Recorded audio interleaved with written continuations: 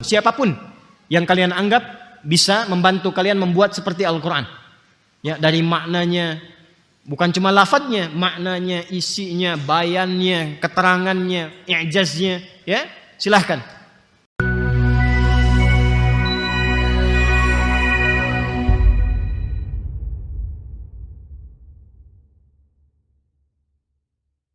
Ini kalimatnya tuh dalam sekali. Allah ingin mengatakan sebetulnya orang-orang ini meyakini Muhammad SAW orang yang benar, tapi karena kepentingan dunia tertentu tega kemudian menjatuhkan, menuduh, bahkan nanti berupaya untuk menghilangkan nyawa Nabi Muhammad SAW.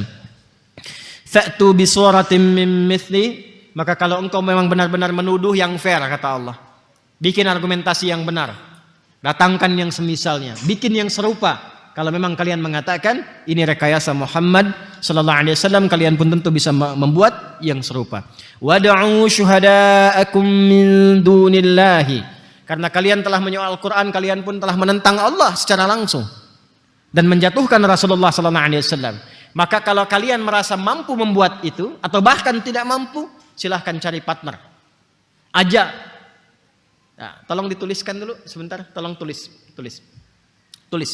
Kalau enggak bawa catatan di handphone boleh. Tulis dulu. Karena ini belum ada di sini. Ya, belum ada di sini, tuliskan dulu sebentar. 1. Quran surah 17. Ayat 88. Al-Isra. Ayat 88. Sudah? Quran surah Hud. Surah 11. Ayat 13. Ayat 13. Sudah? Quran surah Yunus ayat 38. Ayat 38. Sudah? Kalau sudah, beri keterangan bawahnya. Makkiyah.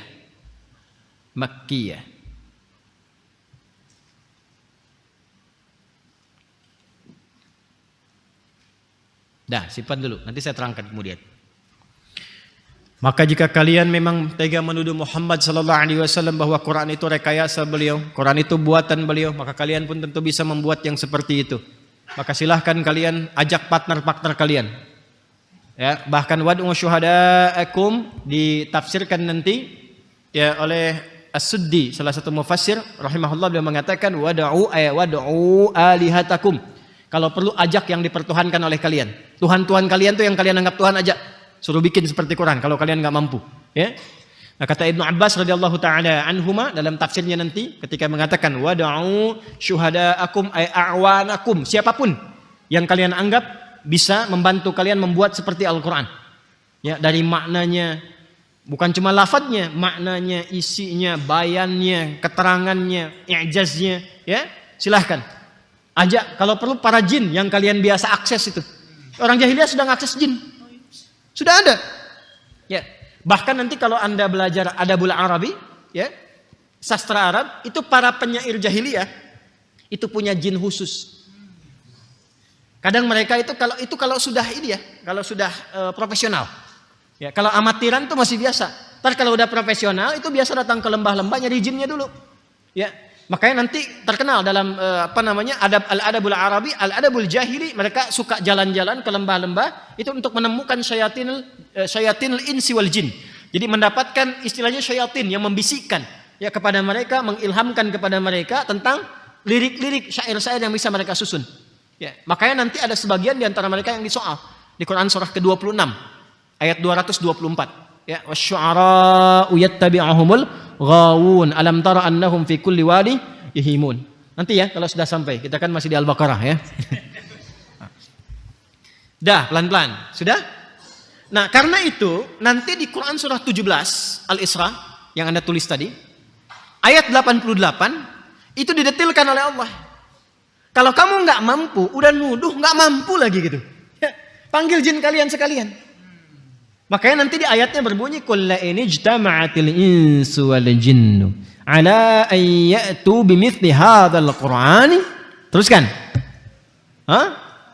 La ya'tuna bimithlihi walau kana ba'dhum li ba'dhin dhahira. Kata Allah, kalaupun kalian panggil jin-jin kalian itu, lalu kalian bersatu, bersekutu untuk membuat seperti Al-Quran itu, ya, dan saling menopang, gak akan mampu kalian bikin. Karena itu bukan makhluk, bukan bikinan. Ini salah satu ayat yang menegaskan bahwa Al-Quran bukan makhluk. Al-Quran firman Allah subhanahu wa ta'ala. Jelas ya? Al-Quran bukan makhluk. Sebab kalau makhluk bisa dibuat. Jelas ya? Paham sampai sini? Dan itu pun ada tahapan-tahapannya. Ada tahapannya. Nanti ada di antara makhluk yang memang hanya prerogatif Allah yang menciptakan. Untuk menunjukkan bahwa manusia nggak bisa buat ini. Hanya Allah saja. Jelas ya? Tapi Al-Quran bukan makhluk. Paham sampai sini? Oke.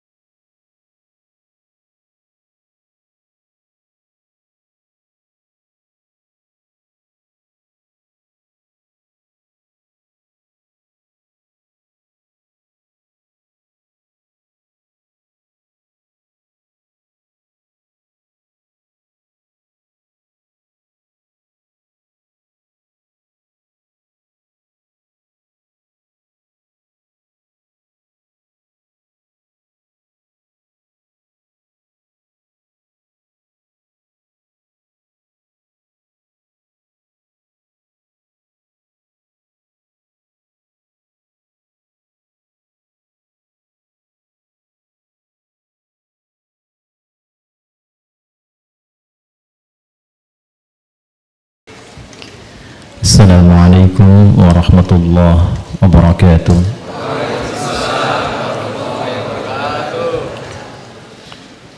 Alhamdulillahi rabbil alamin. Ahmadur rahman alladhi 'allama al-Qur'an khalaqal insan 'allamahu al-bayan. Usalli wa usallimu ala habibir rahman sayyidina Muhammadin al-amin wa ala alihi وصحبه وذريته وأمته إلى آخر الزمان وبعد فيا أحباب الله وأحباب رسوله صلى الله عليه وسلم أوصي نفسي وإياكم بتقوى الله فقد فاز المتقون فلا تموتن إلا وأنتم مسلمون فقال تعالى يا أيها الذين آمنوا اتقوا الله حق تقاته ولا تموتن إلا وأنتم مسلمون. Hadirin sekalian, saudara-saudariku, baik yang berada di masjid dan majlis ini pun yang terhubung lewat saluran YouTube kita di Adi Hidayat Official. Pertama, kita bersyukur pada Allah Subhanahu wa taala diberikan kesempatan kembali untuk mengkaji sebagian dari tuntunan Al-Quran. Semoga sebelum kita memulai ini, kita diberikan kekuatan oleh Allah Subhanahu wa ta'ala agar mampu mengikhlaskan niat kita untuk belajar, sehingga segala ilmu yang Allah curahkan mudah masuk ke jiwa kita, sehingga mudah untuk dipahami dan diamalkan dalam berkehidupan. Yang kedua, kita bermohon kepada Allah, semoga hamba-hamba Allah yang berkehidupan sampai detik ini, dimanapun mereka berada, namun belum beriman, diberikan kemantapan dan kekuatan dalam hati dan lisan mereka, agar mampu bersyahadat sebelum kembali wafat menghadap Allah Subhanahu wa ta'ala. Pun demikian, semoga para pelaku maksiat dimanapun berada, diberikan kelembutan hati agar mampu bertaubat dan mengisi sisa kehidupan dengan lebih baik. Terkhusus kita bermohon kepada Allah, di 77 tahun Dirgahayu atau milad Negara Kesatuan Republik Indonesia, Allah berikan bimbingan kepada kita semua bangsa Indonesia dan kekuatan kepada negara ini agar tetap kokoh dalam kebaikan yang diridhai oleh Allah Subhanahu wa taala. Baldatun thayyibatun wa rabbun ghafur. Konsekuensinya bagi kita selaku muslim yang menjadi bagian dari warga negara Indonesia wajib memenuhi salah satu tuntunan dari Al-Quran yang ini pun dijamin di Pancasila, sila pertama ketuhanan yang Maha Esa. Kemudian di pasal 29 ayat kedua, negara menjamin kemerdekaan tiap-tiap penduduk untuk memeluk agamanya masing-masing dan beribadah menurut agama dan kepercayaannya itu. Sedangkan mengamalkan isi Al-Quran adalah ibadah mutlak bagi kita setiap muslim. Di dalam Al-Quran, jika kita berkeinginan mewujudkan negara yang dihiasi kemakmuran, keberkahan, terbuka semua nilai-nilai kebaikan dan kemuliaannya, maka setiap muslim yang ada di dalamnya wajib meningkatkan iman dan takwa kepada Allah Subhanahu wa taala dalam posisi apapun dia hidup sebagai warga negara, baik sebagai rakyat, penyelenggara negara, bertugas di birokrasi, di diplomasi, di militer, ataupun sebagai pengusaha. Maka patokannya qala Allah Ta'ala di dalam surah Al-A'raf di ayat 96, a'udzu billahi minasyaitonir rajim, walau anna ahlal qura amanu wattaqau lafatahna 'alaihim barakatim minas samai wal ardh. Sekiranya satu penduduk negeri mau meningkatkan keimanannya dan ketakwaannya kepada Allah Subhanahu wa taala, maka Allah jamin, kata Allah, akan dibuka semua pintu keberkahan di langit dan di bumi untuk satu penduduk negeri itu. Barakah di situ jamak, la fatahna alaihim barakat, jamak dari kata barakah. Barakah itu artinya ziyadatul khair, bertambahnya semua nilai kebaikan. Jadi kalau kita orang Islamnya betul-betul beriman dengan baik dan menjadi pribadi yang bertakwa, suami bertakwa, istri bertakwa, guru bertakwa, dosen bertakwa, pengusaha bertakwa, ya, itu Allah akan rubah semua karakter kita. Pertama menjadi pribadi yang baik. Dan biasanya negara yang makmur itu pertama kali bukan karena sumber daya manusianya pintar-pintar juga. Syarat pertamanya baik-baik. Karena kepintaran yang tidak diisi dengan kebaikan itu terkadang seringkali mencelakakan. Boleh dibikin status ya. Nah, karena itu doa terbaik kita adalah memohon kepada Allah perlindungan dan kebaikan untuk negeri ini, sekaligus kita sebagai insan beriman mewujudkan itu semua dengan berikhtiar meningkatkan iman dan takwa kepada Allah Subhanahu wa taala. Jelas sampai sini? Baik ya. Nanti kalau kapan-kapan belajar lebih dalam tentang aspek-aspek juga yang melapisi kegiatan berkehidupan di bangsa ini, kita akan menemukan, dan saya juga membaca-baca, tidak akan lepas dari iman dan takwa. Bahkan kita belajar pun, kalau kita buka undang-undang Sisdiknas itu, kita akan temukan tujuannya meningkatkan iman dan takwa. Ya, meningkatkan iman dan takwa, yaitu bab lain ya. Sekarang kan tafsir Quran. Baiklah teman-teman sekalian, alhamdulillah kita telah menyelesaikan ayat 22 di surah Al-Baqarah. Dan sekarang kita akan masuki ayat 23, dan dengan izin Allah mudah-mudahan diberikan kelancaran dalam memahami dan insya Allah mengamalkan ayat yang dimaksudkan. Sebelum mulai saya tanya, kenapa agak longgar di sini?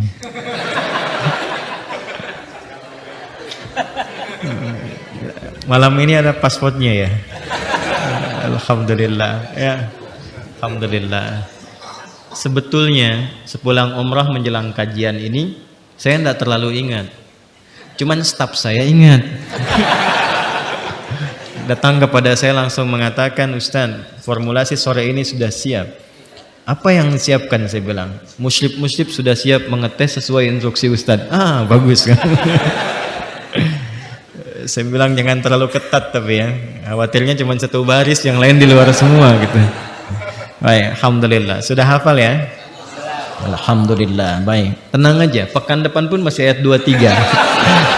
Saya kasih bocoran dari sekarang. Ya kan? Kita kan kemarin libur 2 pekan kan? Saya di Mekah ya. Berarti kan sudah 3 pekan ya. Ya kalau 4 pekan belum hafal juga ya tawakal aja lah ya. Berikhtiar. Bismillahirrahmanirrahim. Ayat 23. A'udzu billahi minasyaitonir rajim. Bismillahirrahmanirrahim. Wa in kuntum fi raibin mimma nazzalna ala 'abdina fa'tu bi suratin min mithlihi wad'u syuhada'akum min dunillahi in kuntum shadiqin. Quran surah kedua Al-Baqarah ayat 23. Sebelum kita masuk ke penjabaran ayat ini berdasar ilmu yang disampaikan para pakar tafsir yang bersanad. Bersanad itu artinya transmisi pengetahuannya bersambung terus sampai ke Nabi Sallallahu Alaihi Wasallam. Karena itu tidak boleh juga kita sebagai penyampai, saya misalnya menyampaikan itu berdasarkan pada logika pribadi atau pendapat pribadi, tidak. Itulah keistimewaan dalam Islam, semua ilmunya itu bersanad pada keterangan penyampai awal yang ditugaskan oleh Allah Subhanahu wa taala, yaitu Rasulullah sallallahu alaihi wasallam. Dan ini keistimewaannya. Dan ini saya perhatikan hampir tidak ditemukan. Ya, misal di keyakinan atau agama-agama yang lainnya. Ini hanya memberikan kekuatan pada kita umat Islam ya. Dikomparasikan boleh. Dikomparasikan boleh. Jadi kita itu memiliki tafsir-tafsir yang terkodifikasi, terbukukan, yang semua itu sanadnya bersambung sampai ke atas. Jadi tidak ada perbedaan-perbedaan pemahaman pada yang pokok-pokok. Yang pokok itu tentang akidah, tentang prinsip ibadah yang pokok, nggak akan ditemukan perbedaan. Apalagi ayat Qur'annya dari zaman Nabi sampai sekarang alif lam mim tidak akan pernah berubah menjadi alam. Dan tidak ada ejaan yang disempurnakan misalnya, tidak akan kita temukan. Ya, ini pokok bagian yang pertama. Sebelum kita masuk kepada keterangan ulama-ulama tafsir terkait dengan ayat tadi, saya ingin berikan gambaran umum dulu tentang kaitan antara ayat ini dengan ayat sebelumnya. Ya, jadi di Quran itu selalu terkorelasi antara ayat yang sedang ditafsirkan dengan ayat yang sebelumnya dan ayat yang setelahnya. Oke, kita masuk pada kaidahnya. Ini dasar ilmunya. Nanti sebelum mengaji seperti ini, ada ilmu namanya ulumul Quran. Ulumul Quran itu bahkan dari pokok, dari manusia diciptakan, diturunkan ke bumi, turun petunjuk, petunjuknya berupa wahyu, sekarang Quran, terus semua digali dan diterangkan sampai ke inti-intinya. Itu nanti ada di aspek ulumul Quran. Yang terkait dengan ini, metodenya nanti disebut dengan, saya sering istilahkan 2S 1L. Ya, S-nya pertama siyak, yang kedua sibak, yang ketiga lihaq. 2S 1L. Yuk kita lihat nih ya.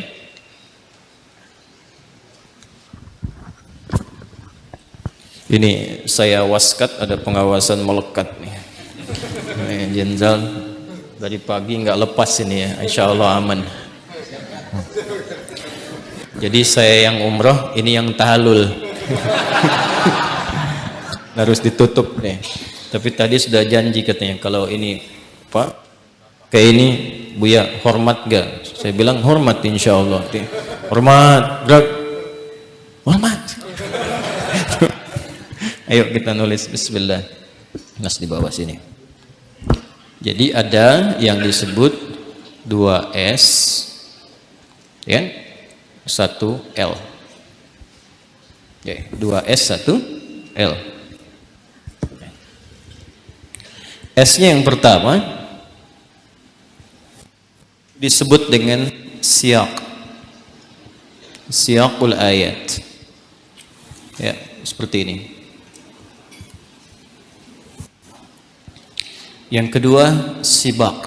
Ini kita belajar ilmunya dulu ya supaya paham betul. Sibak. Gini. Kemudian yang ini lihaq. Gini ya. Baik. Lihaq. Siyak, sibak, dan lihaq. Ini teori dasarnya. Dan ini sangat mahal sekali serta sangat penting sekali. Jadi dengan ilmu ini kita bisa mengetahui siapa yang asal-asalan mencomot ayat Quran. Lalu dengan sengaja memberikan pemahaman dengan pemikirannya sendiri atau kepentingannya yang diinginkan. Baik ya? Siyak adalah ayat yang ingin diketahui maknanya. Misal, kita sekarang ingin mengetahui makna ayat ke-23 dari surah Al-Baqarah. Quran surah kedua ayat 23. Ini yang disebut siyaknya. Konteks ayat yang ingin dipahami maknanya. Nah, di dalam memahami Al-Quran, apalagi menafsirkan, untuk memahami ayat yang ingin ditafsirkan itu atau ingin diketahui maknanya, maka tidak bisa berdiri sendiri. Harus dilihat apa kaitan dengan ayat sebelumnya. Kaitan dengan ayat sebelumnya itu yang disebut dengan sibak namanya. Ini. Apa korelasi dengan ayat ini? Ya. Apa korelasi ayat ini dengan ayat sebelumnya? Apa kaitannya?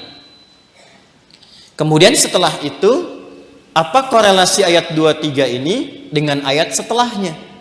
Itu yang disebut lihaq namanya. Jadi kalau Anda ingin menjadi penafsir Al-Quran, kenapa tidak diaminkan? Nah, ya? Mungkin nanti bisa anaknya atau cucunya kan? Kalau ada yang ingin menjadi penafsir Al-Quran, maka tidak bisa satu ayat langsung bisa ditafsirkan sendiri, tidak begitu. Apa hubungan ayat 23 dengan 22, 21, 20 sampai ke Al-Fatihah? Lalu apa kaitannya dengan ayat 24, 25, 26 sampai dengan ke An-Nas? Ya, ayat yang terakhir, ayat yang ke-6. Jelas sampai sini? Nah, jadi mufassir itu tidak bisa sembarangan. Ya, tidak bisa asal satu ayat langsung ditafsirkan begitu saja. Nah, sekarang ada kebiasaan-kebiasaan orang-orang tentu kekinian, terutama saya perhatikan dari kalangan-kalangan yang liberal tertentu itu, suka mengambil ayat-ayat tertentu hanya untuk memenuhi keinginannya saja. Ya, misal untuk menguatkan keinginan konsep pluralisme agama, maka diambil satu ayat Quran Al-Baqarah 62, itu aja. Itu pun secara siyak udah salah paham karena nggak ngerti gitu cara memahaminya. Dan tidak pernah dikaitkan dengan ayat sebelumnya, ayat setelahnya. Maka sudah gagal paham, pahamnya gagal, dan menggagalkan orang lain untuk paham. Paham nggak? Paham ya? Sudah gagal paham, pahamnya gagal, dan menggagalkan orang lain untuk paham. Quotes yang kedua ya. Baik. Nah, ini yang harus dipahami dengan baik, sehingga kalau belajarnya begini, nanti kita memahaminya secara utuh. Dan nikmat belajarnya, serta luas pemahamannya, dan dalam kita memaknainya. Baik, apa hubungan ayat 23 dengan ayat-ayat sebelumnya? Sibaknya dulu. Kita akan buka yang pertama secara umum, muqaddimah. Yang kedua secara khusus nanti, secara mendetail. Pertama secara umum, kaitan dulu dengan ayat yang ke-22 sampai ke-21. Di ayat ke-21 sampai dengan ayat ke-22, Allah Subhanahu wa ta'ala, seperti pernah kita terangkan di pertemuan yang lalu, menegaskan keesaannya, ketuhanannya, sekaligus menampilkan sifat Rahman dan Rahim, kasihnya yang paling dalam, yang dengan kasih itu menginginkan semua hambanya mendapatkan rahmat Allah Subhanahu wa ta'ala. Pernah saya terangkan itu? Di ayat 21 ya. Ya ayyuhan nasu' budu rabbakumul ladzi khalaqakum walladzina min qablikum la'allakum tattaqun. Kata Allah, hai semua manusia, Aku menginginkan kalian menjadi pribadi yang lekat dengan nilai takwa. La'allakum tattaqun. Saya ingatkan kembali, kenapa harus bertakwa ya Allah? Dengan takwa aku jamin hidupmu mudah. Ya, problematikamu akan mudah mendapatkan solusi. Wa may yattaqillaha yaj'al lahu makhraja. Rizkimu pun akan mudah. Wa yarzuqhu min haitsu la yahtasib. Ilmu pun akan mudah. Wattaqullaha yu'allimukumullah. Kamu akan dekat dengan kebahagiaan. Wattaqullaha la'allakum tuflihun. Jadi dengan meningkatkan takwa itu secara singkat, kesuksesan dan kebahagiaan hidup itu mudah diraih. Lalu hambanya bertanya, bagaimana cara meningkatkan takwa ya Allah? Kata Allah, bangun hubungan denganku secara baik. Jalurnya lewat ibadah namanya. Karena itu dibuka dengan kalimat, ya ayyuhan nasu' budu. Dan kita ikrarkan setiap sholat, ya Allah, saya sekarang berikrar beribadah kepadamu. Iyyaka na'budu wa iyyaka nasta'in. Jadi ayat 21 ini menunjukkan satu tentang sifat ketuhanan, ya, menegaskan tentang sifat ketuhanan Allah Subhanahu wa taala, ya, ilahiyatillah atau uluhiyatillah. Ketuhanan Allah Subhanahu wa taala.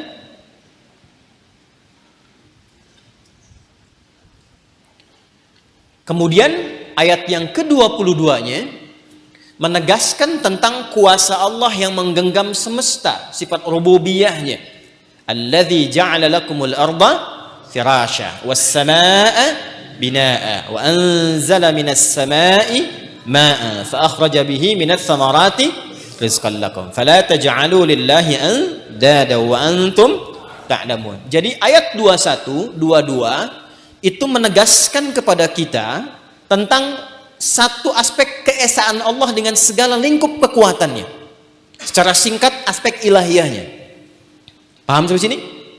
Baik, dengan memberikan pemahaman itu, maka seluruh hamba-hamba Allah mendapatkan informasi yang utuh bahwa yang dipertuhankan itu hanya siapa?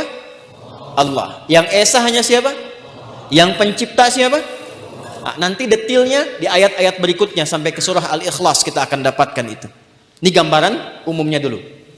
Nah, sekarang kalau kita sudah mengetahui Tuhannya siapa? Allah. Yang mencipta siapa? Allah. Dan kita ingin mendapatkan predikat takwa tadi supaya kehidupan di muka bumi ini khususnya mudah dijalani, bahagia mudah diraih. Tadi kan jalannya harus membangun hubungan baik dengan siapa? Allah. Skemanya lewat apa? Ibadah. Masih ingat kan? Sekarang siapa yang mencontohkan kita ibadah itu? Nah, siapa yang mengajarkan kita ibadah itu? Dimensi kita kan dengan Allah jauh kan? Ya, sekarang belum punya kemampuan untuk melihat, menyaksikan langsung dan seterusnya. Tapi kita meyakini dengan bukti-bukti yang ada, yang Tuhan siapa? Allah. Maka Allah Subhanahu wa taala sebelum kita bertanya untuk memudahkan kita menunaikan ibadah kepadanya, maka Allah utuslah kemudian di setiap masa, setiap era pergantian zaman seorang utusan untuk membimbing dan memberikan arahan kepada setiap umat yang berkehidupan.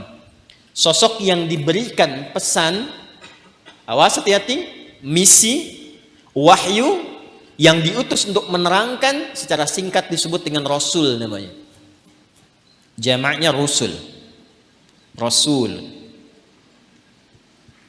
Jamaknya apa? Rusul.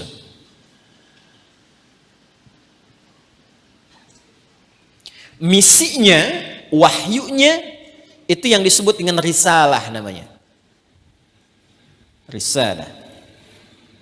Kalau spesifik terkait dengan aspek ketuhanan, maka disebut dengan wahyu.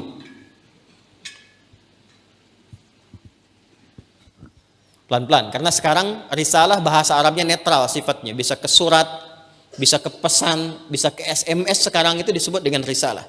Karena itu untuk membedakan antara risalah yang datang dari Allah dengan hubungan sesama manusia, maka disebut dengan apa namanya? Wahyu. Maka setiap rasul itu ditetapkan sebagai rasul, diangkat menjadi rasul, tanda pertamanya mesti mendapatkan wahyu dari Allah Subhanahu wa taala. Karena itu ketika Nabi Muhammad sallallahu alaihi wasallam diangkat menjadi nabi dan rasul, Maka tidak mungkin beliau keluar dari fase ini. Ditetapkan sebagai nabi, sebagai rasul, mesti mendapatkan wahyu ini dulu. Karena itu kisah viral yang kita dapatkan dan dibenarkan secara sejarah dan bisa dilacak bahkan sampai tempatnya. Kemarin saya terangkan dari jamaah umrah itu, saat di Mekah saya terangkan langsung, ini rumah nabinya, ini dilahirkan di sini, ini tempat beliau berumah tangga, jarak dari sini ke Gua Hira itu berapa bukit, sampai juga ada teman-teman yang naik ke atasnya. Jadi bukitnya ada, Jabal Nur, bukit cahaya, guanya ada, orangnya ada.